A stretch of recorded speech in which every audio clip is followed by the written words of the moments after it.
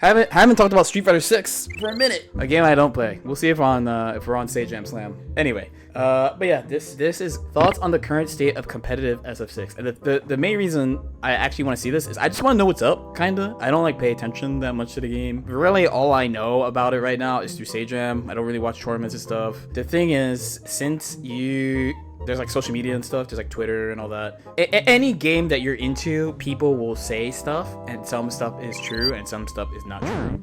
So I don't know the things I hear about Street Fighter is true. So Broski, pretty well known. Kind of looking forward to what he says, you know. All right, let's see. Today we're going to talk a little bit about the current state of this game in terms of balance and kind of the meta game, like just what's been going on with like competitive Street Fighter 6, because I haven't really talked about this for a while. And I've had some thoughts recently.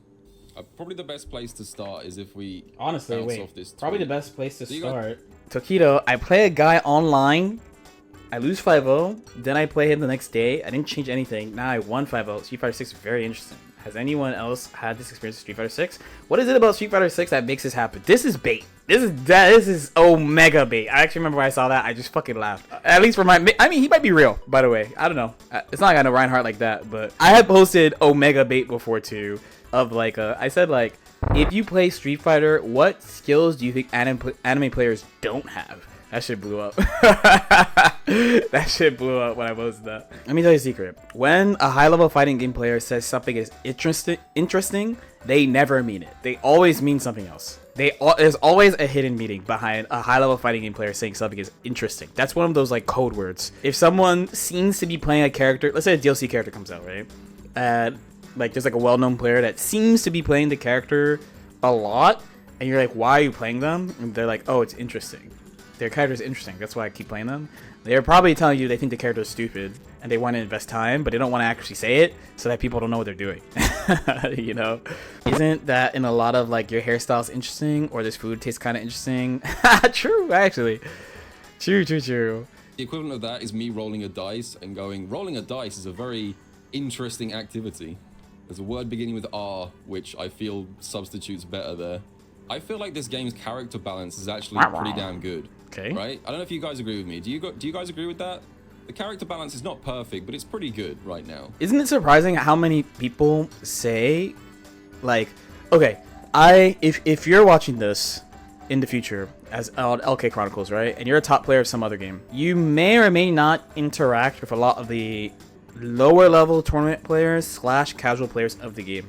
But like, you know, since I do content on YouTube and stuff, and I put out tier lists and stuff, especially, I see a lot of the discourse around characters, and sometimes there are people that are like, yo, I'm so fucking tired of people saying that the balance is good. The balance is shit, because this is the only thing I see at the end of tournaments and stuff. So the balance sucks, because you just see the same shit all the time. And I'm like, that's not how that works. That's not how that works.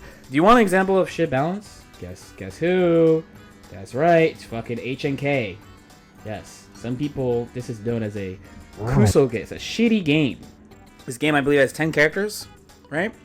And at launch, there was one character that people were like, this character is clearly far and away better than other characters. And then as this game developed, there are a couple other characters that are close to him, right? Okay, is this game. Let's say pre-development of the game. Let's say this game's only been out for a month. I look at this game, I'm like, this game has shit balance, bro. There's one character, you know? Another game that you can make an argument that has shit balance. This is a game, I will admit, I don't know that much about this game, but I know one thing about this game, and many people actually know one thing for certain about this game that is about to be on screen. Marvel vs. Capcom 2. Alright, this game, from my perspective, this game's balanced pretty bad, no? What I was told when I started was this game had 6 characters. I was told this game has 6 characters and essentially 4 teams. And, you know, if someone tells me the balance of this game is fine, which, I mean, I would hear your argument. You know, I'm not going to pretend I'm an MVC2 master or anything, or like I'm an expert on this game. What I do know is they do stuff like ratio tournaments and low-tier tournaments. Low-tier only tournaments, right? You know what games they don't do those type of events for? By the way, there's not a single modern fighting game that does that because the balance is so good that there's not really a point of doing that. Honestly. Again, perfectly willing to hear any arguments from MVC2 players. I'm not pretending to be an MVC2 expert. Not pretending at all. It's just what I have heard from the general Capcom community from when I started fighting games and for a long time in fighting games. But this is the current World Warrior results, courtesy of Cat Kami. Wait, does this mean that almost every character has won a CPT event and then every character has been in top 8? It doesn't look very balanced. Like, when you look at this, it seems like I'm talking gibberish when I say this game's character balance is pretty... No, this is awesome. From my perspective, this is better than Guilty Gear. This is good as fuck. If they look at this chart and think it's a bad balance, then they're gonna think they're gonna think that fucking Guilty Gear balance sucks ass.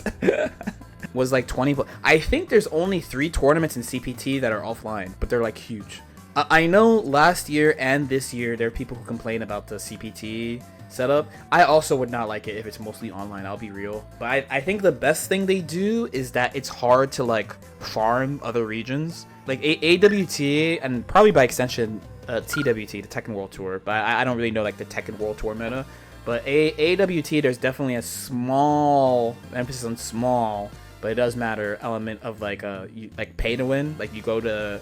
This is like super old school like SBO shit, but you go to somewhere that has a qualifier where like not a lot of people are going. A big reason people don't like the CPT format is they feel it's not for the best competition. No, but the thing is, since so many people get into CPT, right? So CPT is 48. If it's 48 people against CPT, you're gonna filter that down. It's 64. No way, it's 64. But yeah, I think what's up with CPT is like actually qualifying for CPT.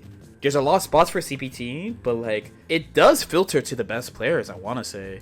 I don't know, it's a tough balance between like getting people of a high skill level in and trying to make it so people can't farm points. The main reason people can't farm AWT straight up is just there are not a lot of events. There are not a lot of events, and stuff like is on the same weekend pretty often. So in the end, you have to pick something to go to. I think this game needs like a shake-up in terms of like the system mechanics. I think that's kind of what's causing people to feel like they can't win consistently in this game. Because we're seeing, even at the highest levels of this game, we're seeing so many people who are like world champion level players struggle to get any kind of consistency in their results. There is probably less than like 3 people on the entire planet right now who I would describe as like consistent tournament winners. This is so modern fighting games. I don't know what's actually gonna happen in Street Fighter. I always feel like the first year people really have that feeling about like a lot of modern fighting games. Funny enough, the first Grand Blue, people did not think that when Grand Blue originally came out. But I remember people were calling... not people, me too, by the way. I called fucking Dragon Ball a casino fighter. There's all this shit about the strive damage and being super volatile and stuff. And normally, I think a combination of new characters and balance and new mechanics, as like the game gets refined and like that shit kind of tapers off around like the second year. So I kind of agree with him. I think the issue is that this game's core meta has not changed since the first day of the first beta. The fundamental reason that this game is inconsistent is because there's so many ways that you can get instantly mauled, and there's very little counterplay to it. And I'd say the biggest, like, most obvious thing for me is this. Let's get it. Medium kick drive rush. You know what's funny is I have a memory of like before this game came out, right? So before this game came out, there was a lot of I will be polite, right? There were a lot of like longtime Capcom players who were playing the game, just like they're playing it at like Evo and stuff, where they're showing off the game, and they're like, we're back. It's time to rush that shit down. It's time to rush that shit down. This game's about rushing that shit down, right? And now this is like it's like the shit that everyone complains about. Like, this game's too rushed out. What the fuck is going on? It's kind of funny. And a big thing, it is similar to GG, of like the big problem is you have this at the beginning of the round. To be lazy, like if you compare it to like Third Strike or whatever, like okay, you got to deal with Gene Jin multiple times around, but it's not like Yun starts with the bar. Like he has to either hit you, he has to whiff a bunch of buttons. Like you play some, and then he goes Hwah! And then it's party time. For a lot of the games that have like system mechanic from the beginning of the round, you could usually the annoying thing, you could pop it. You just pop it like right away. That's what we talked about with Red Waddle Cell too. It's like there are some characters that have no business confirming off these buttons, and now because they can spend half their burst to do wall assault, now they get full combos off like their big ass pokes. You know? I don't think this is like overpowered. I think it's a combination of a few different things. It's a combination of that being a true block string. That's one part of it. So if your opponent does crouch, medium kick, drive rush, jab, it's a true block string, so there's no gap to interrupt. Low key too, I get the impression on the video where I talked about like why new fighting games feel so aggressive and stuff, and when they were talking about Tekken, like one of the things I was saying about Tekken was since Tekken's life cycle is so long, while Tekken is going on like an 8-9 year streak of playing one game, there's like 3 or 4 anime games coming out with a bunch of new ideas where it's like you gotta hold that, you know what I mean? You gotta hold that, like oh Persona has 2 button DPs, lol, and then like oh Danger Time, lol, oh Super Dash sparking, lol. Like Tekken 8 came out just this year, so 9 year time. And assuming you're playing arcade Tekken 7, right? If you're playing arcade Tekken 7, it's 2015, correct? So in that time, I fought Alpha and Danger Time. Then I fought Super Dash and Sparking. I dispensed mid to Catalina. I said Holma. And Strive. And the fucking damage in Strive. And HC. And Goldless. And Asuka. All happened before Tekken 8 came out. You know? But there was a comment kind of that like stuck with me. I don't think I replied to it, but like it's pretty fair. The guy was like, all right, I hear ya, but I play Tekken because I don't want Danger Time and shit. That's why I played fucking Tekken, you know. And I was kind of like if they made more Tekken games, it's a weird way of saying it, but like if they just made more Tekken games more often, they would have gotten to that place sooner. Whether or not people like it or not, it's a whole other discussion.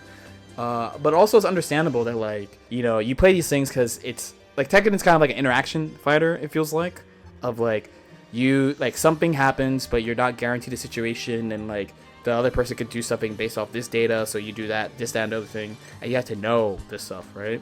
And I think Street Fighter kind of has that element of people they kind of expect to be able to do stuff, and basically it's the main time I feel like they don't expect that they have a lot of options is when they straight up get knocked down. So where a Strive person might be like, oh wow, you blocked a poke in neutral and then you have to block something else, like cry more. Like if you only play Street Fighter or you only play Tekken, you're like, dude, like why can't I do anything? Like I'm supposed to be able to like do shit.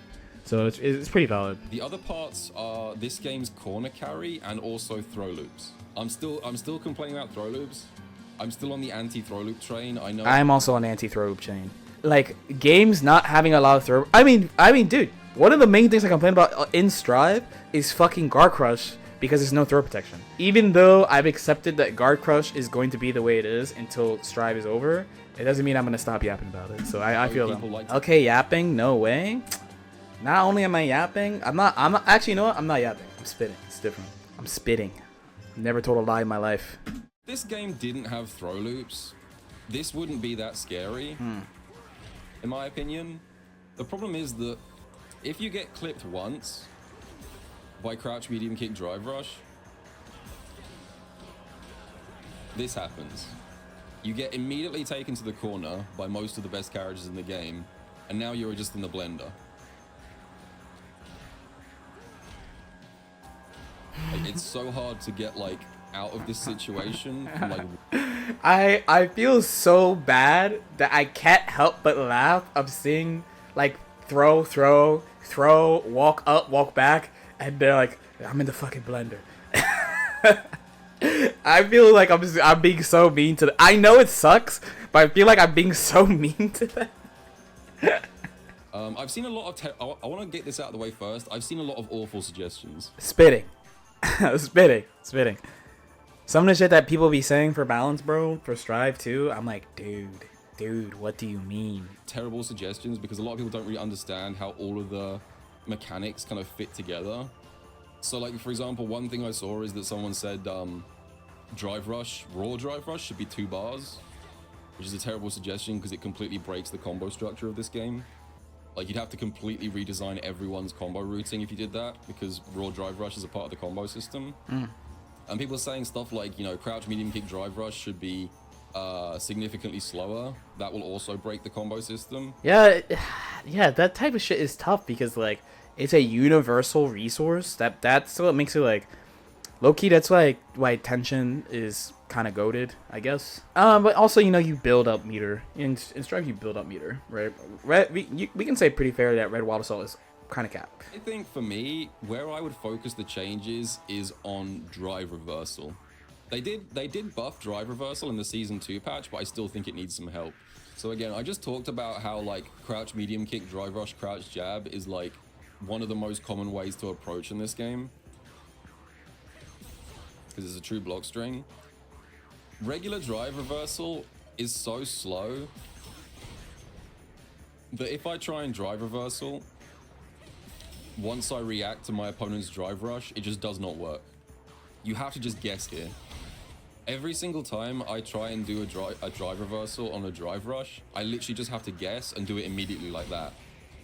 If you have to do it that fast, it's pretty tough because you're basically you have to assume they're going to do it. Not being able to do it on reaction is kind of rough. I want to say, and it's punishable. -6 is pretty punishable in Street Fighter, right? Also calling throw loop a 50-50. Is it not a 50-50 though? And I feel like the throw situation in this game is much more. No, not much more. It's like more stressful. It's strong for sure. Yeah, I definitely have the feeling it's stronger because you don't have to you just have less fuzzy options. Since this is such a system heavy game, I am even curious to think, is there any anti-meta stuff? I feel like it's really hard to have that. They would have to just have a character that just doesn't give a fuck about drive anything, I guess. If you want to know what I mean by anti-meta, anti-meta to me is one, you're talking about character perspective, right? And usually it's a character that people say is top tier that's just not played, not performing. It's like one of the big reasons I'm playing Mei instead of like another top tier. The other type is like a theory, in theory, if someone could do XYZ, then this character would beat the common stuff that people do. Those are like the main common things you see. Or somebody, I think it happens in team games pretty often. Like somebody finds a strategy that's just not being used that's really good against the current strategy. And block stun drive reversal doesn't really counter the thing that it's supposed to counter unless you just make a guess, which is very high risk, low reward. So I would definitely speed up both versions of drive reversal, and I think that would slow things down in neutral a lot too. I don't think this is what they want from the game. See, that's the thing. I'm just suggesting what I think would be good. I'm not saying that this is what Capcom is going to do. Mm-hmm. I think it's a big point of like when people ask, hey, high level player, content creator, what do you think you should do? It's not gonna happen. One thing I remember from Dragon Ball, actually, I was shocked. The single biggest change they ever made in Dragon Ball, in my opinion, is when they added 2 assists to every character, so that there's ABC assists like Marvel. I legit was like, they'll never do this. I was like, they want this game to be such a specific way that I think they're too scared and they're not gonna do it. And they were like, we're adding 2 assists to every character, and I was like, holy shit, they did it. They did the thing that I thought they would never do, and they did it kind of early. Like from our perspective, that was like 4 years ago. Because it's sort of frustrating to watch this game competitively, knowing that your favorite player might win the entire tournament, or they might not make top 64, and it all comes down to like 1 or 2 very unstable interactions. The gap between those 2 outcomes. I mean, this is, of course, if you watch SF6. Do you enjoy watching Street Fighter 6? I personally enjoy watching Street Fighter 6, but I don't watch it a lot. I usually watch like just the biggest shit. Yes, I love it. Yes, yep. Sometimes I do. Yes. Same as you. Sometimes. Okay. Question number 2 then, for people who like it. Do you think the majority of people commentating on this game are like authentic in their excitement for the game? No? I'm saying the majority. It's a bag. And the reason why I asked that question is like, if someone thinks that the meta of this game is just run around and whiff shit, buffer under drive rush, I can't imagine they enjoy watching the game that much. I can't imagine. I mean, I don't know. I gotta ask them at some point, right? I could ask people at some point. I'm sure there's stuff because I don't watch the games. So I don't know. I'm just asking because I like watching, and when I watch, I feel like the commentators are invested. But I'm watching like the biggest, highest profile events with the most famous, best. I was going like this, but basically the best commentators for the game. Right, those are the main people I'm hearing. Look at the exchange that happens. We're in the middle of the stage. It's like round start. Luke, we're even life, even position. And it's like low forward, drive, rush, crouch, jab. That's one of the things that I mentioned. It's a true block string. So NL is now plus. He goes for the frame trap, which works out. Takes him to the corner with drive rush, and now it's 50-50, 50-50. Same 50-50 over and over again. Will he shimmy this time? Still guesses wrong, and then manages to guess right once. But even still, with Noah making the right read on like the 50-50 after like 7 throws or whatever, this is still not good because like he's now at a massive life deficit. He's also at a drive deficit, and he has to drive rush after the EXDP to get back in afterwards. So it's like, even when you manage to break out of the vortex, you're still in a real bad position. Yeah, I guess just a thing I would say to wrap up is just like, it's why I don't like playing fighting games like that. You know, like I played Street Fighter 6 for a week on release, right? So I could do some content for it. I remember thinking maybe a couple days in, I was like, dude, this game is all like drive gauge. Like every like whatever ends up actually being good in this game. Like okay, people are doing setups and like fighting how to do meaties and shit, and like, oh, Luke's OD, like OD footsies. I'm like, okay, footsies, sure, but like this mechanic is so prevalent that like long term it's gonna be just whoever uses this the best plus has the best neutral is gonna be the best characters. I think it's a fair complaint to make, but it's kind of based on what type, like it's just a system driven game. So whatever, if something is gonna be done about it, something has to be done from a system level. There's not gonna be like a character that really what. Another outcome that can happen that's not Capcom changes the system or adds new mechanics, which I think they will, is they add a character that doesn't give a fuck for some reason. Which I think that would be the funnier outcome. I think that game needs like a Chaos or Nago, just for fun, you know, like what the other games are dealing with.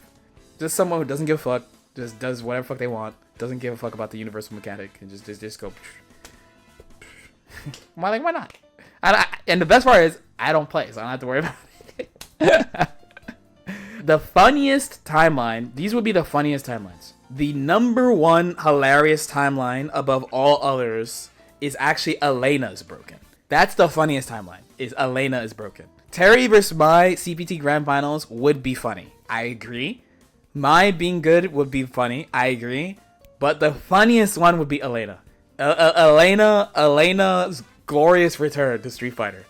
By far, the funniest timeline would be Elena being the stupid one who doesn't give a fuck about anything. That'd be sick.